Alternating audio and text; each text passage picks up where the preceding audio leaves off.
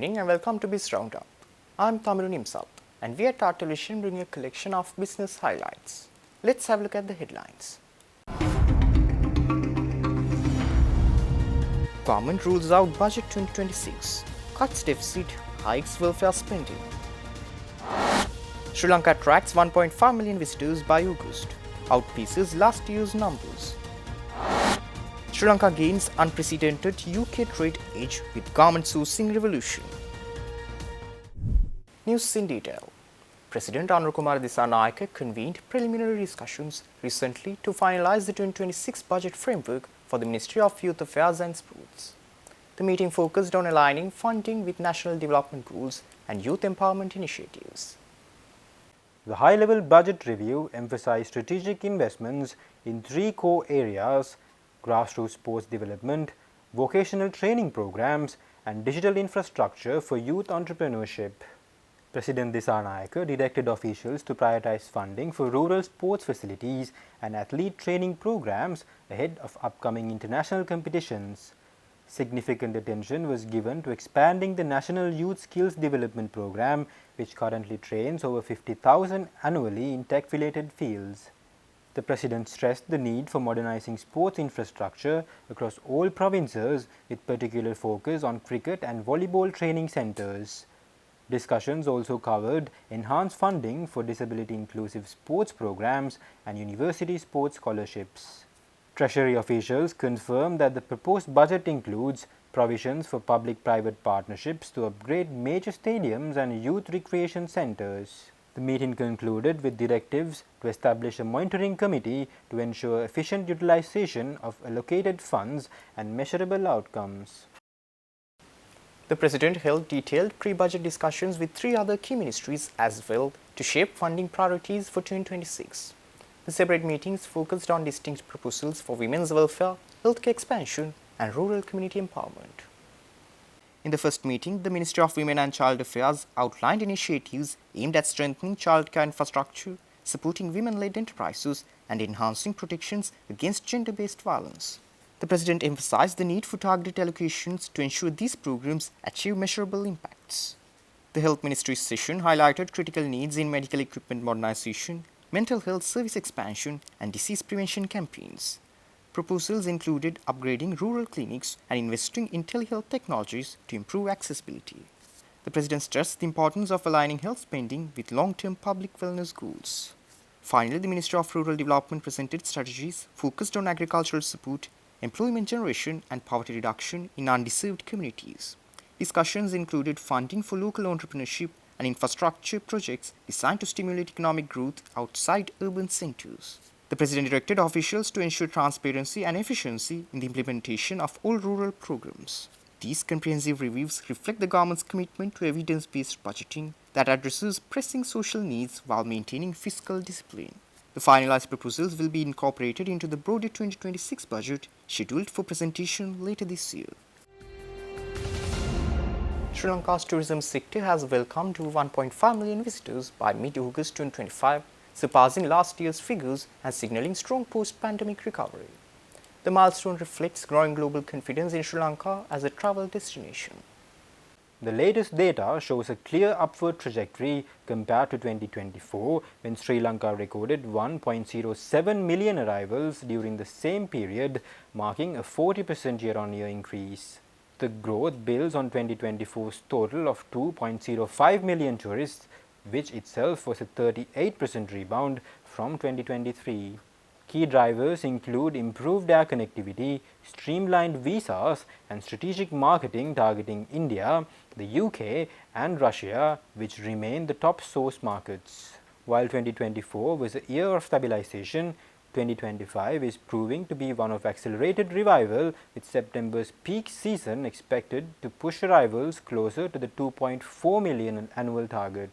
Tourism officials credit the surge to Sri Lanka's diverse offerings, from cultural heritage in Kandy to wildlife safaris in Yala and enhanced visitor infrastructure.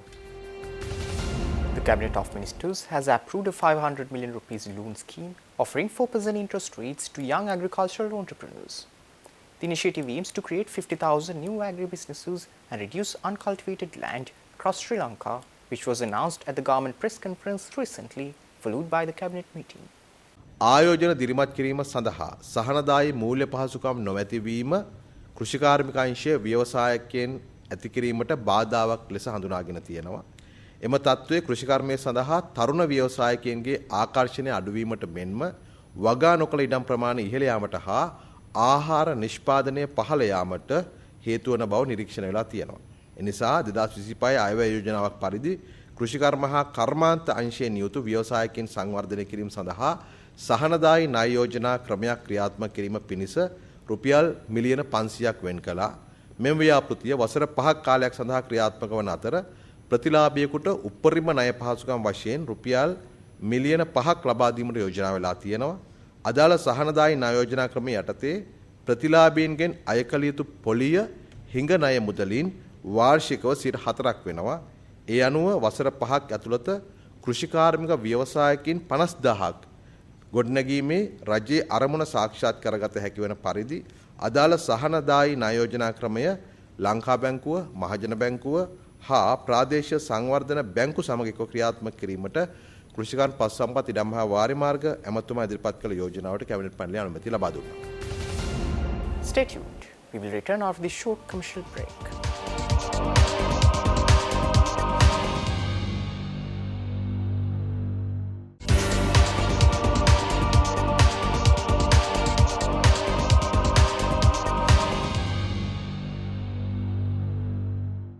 Welcome back after the break. Based on a feasibility study by the Public-Private Partnership National Agency, 8 sites at Palavatta and Sevanagala sugar factories will be developed and transformed into ecotourism hubs under a new public-private partnership program. The joint proposal by the Ministers of Tourism and Industry and Entrepreneurship Development has been approved by the Cabinet of Ministers, which was met recently. පැල්වත්ත හා සෙවනගල සීනි කර්මාන්ත ශාලා පිහිටි පරිශ්‍රවල Palavatta and Sevanagala sugar factory premises will be developed into tourist attractions. Based on a feasibility study conducted by the Public-Private Partnership National Agency, and the selected sites will be developed under the themes of ecotourism, agrotourism, wellness tourism, and conservation-based tourism. Accordingly, 4 selected places in the Palavatta sugar factory will be developed into tourist attraction sites. Further, some places in the Sevanagala sugar factory premises will also be developed. The Lanka Sugar Private Limited has been selected to implement the projects at the above said sites. The projects will be implemented as a public-private partnership. New trade liberalization rules coming into effect in 2026 will allow Sri Lankan garment manufacturers to source up to 100% of garment inputs from any country worldwide while maintaining tariff-free access to the UK. This was revealed by the UK High Commission in a statement to the media recently. The statement added that the reforms enable Sri Lanka manufacturers to compete more effectively in global markets while maintaining preferential access to the UK. It also added that new rules will give Sri Lankan garment manufacturers unprecedented gains. The 20% reciprocal tariff unilaterally imposed by the US could cost the export sector $634 million and put nearly 16,000 garment sector jobs at risk, according to a recent report by the think tank Institute of Policy Studies. The UK is the second largest export market for Sri Lankan garments, accounting for close to 15% of total exports. Sri Lankan garment exports increased 8.95% in the first half of 2025 to $2.4 billion, with exports to the UK increasing 6.54% to $366 million. The garment export sector relies heavily on important inputs, and according to central bank data, after fall, garment inputs are the highest imports to Sri Lanka at $1.3 billion in the first half of 2025. The fall bill for this period was $2 billion. Under the UK's Developing Countries Trade Scheme, Sri Lanka receives benefit as an enhanced preference country, and current rules allow tariff-free access to Sri Lanka garments if inputs are sourced from the South Asian region, along with restrictions around processing.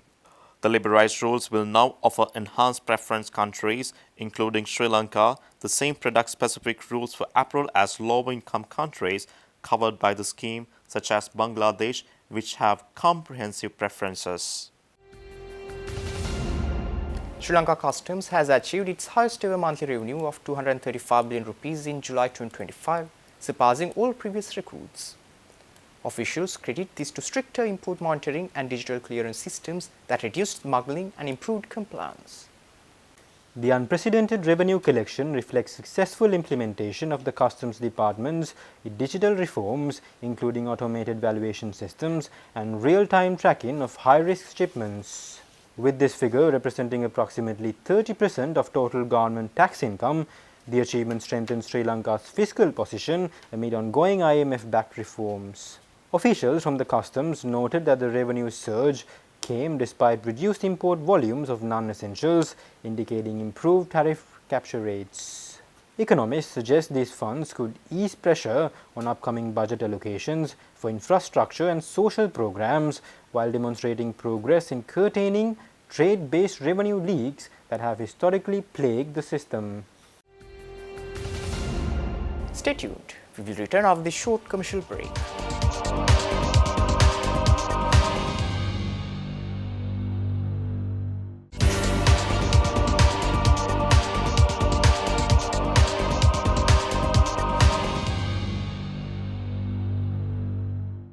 Welcome back after the break. The Sri Lanka Export Development Board and Japan International Cooperation Agency have extended their partnership to strengthen Sri Lanka's ICT sector in the Japanese market. The program will now continue until October 2026, expanding support for local technology companies. The extended collaboration will provide 30 Sri Lankan information and communication technology and business process management companies with comprehensive market intelligence, specialized business coaching, and tailored matchmaking services with Japanese firms. A new proof of concept grant scheme will be introduced to support selected companies developing innovative solutions, while training of trainers opportunities will enhance local capacity building. This initiative builds on nearly a decade of cooperation between JICA and Sri Lanka, originally launched in 2014, and aims to drive technological exchange, foster innovation, and strengthen economic ties between the two nations. The partnership extension was formalized at a signing ceremony at ADB headquarters, attended by senior officials from both organizations who emphasized the program's role in creating sustainable growth opportunities for Sri Lanka's technology sector in the competitive Japanese market. The Ratnapura International Gem and Jewellery Show concluded yesterday, marking a triumphant showcase of Sri Lanka's gem heritage. Preliminary reports indicate the three-day event exceeded trade expectations, further solidifying the country's position in the global gem market. This year's exhibition at Palmadalla saw remarkable participation from international buyers and local gem traders, with early estimates suggesting a 30% increase in transactions compared to last year. The event featured Sri Lanka's finest gems, including the coveted cornflower blue sapphires and rare Padmaraja stones, all sourced directly from the Ratnapura's rich deposits. A key highlight was the introduction of streamlined export procedures and VAT refund services, which significantly enhanced buyer convenience. Several B2B meetings resulted in long-term trade agreements, particularly with emerging markets in East Asia and the Middle East. Educational sessions on gem authentication and sustainable mining practices drew large crowds, reflecting growing industry interests in ethical sourcing. The accompanying field trips to traditional mining sites provided visitors with unique insights into Sri Lanka's gem heritage. With over 150 exhibitors representing the full spectrum of the industry, from mining to precision cutting and jewellery manufacturing, the event successfully bridged traditional craftsmanship with modern technology. Organisers have already announced plans to expand next year's edition, anticipating even greater international participation. Sri Lanka will host its first National Artificial Intelligence exhibition and conference to promote AI and position the country as a regional tech hub. The landmark event aims to drive AI adoption across key industries and was announced at a press conference in Colombo recently and will take place on September 29th and 30th, 2025.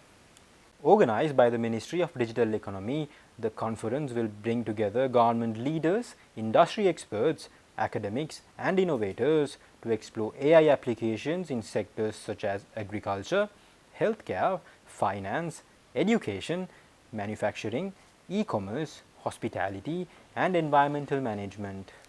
Key topics will include the creation of a national AI strategy, ethical governance, skills development, and addressing Sri Lanka's unique challenges in AI adoption, such as local language processing and cultural integration. The event will also focus on improving AI literacy nationwide, fostering collaboration between institutions and entrepreneurs, and developing solutions to help micro, small, and medium enterprises thrive in the digital economy. With that, we wind up for today. For this and more, subscribe to our channel on YouTube and follow us on Facebook. See you tomorrow with State of Business at 7:45 p.m. Take care and good night.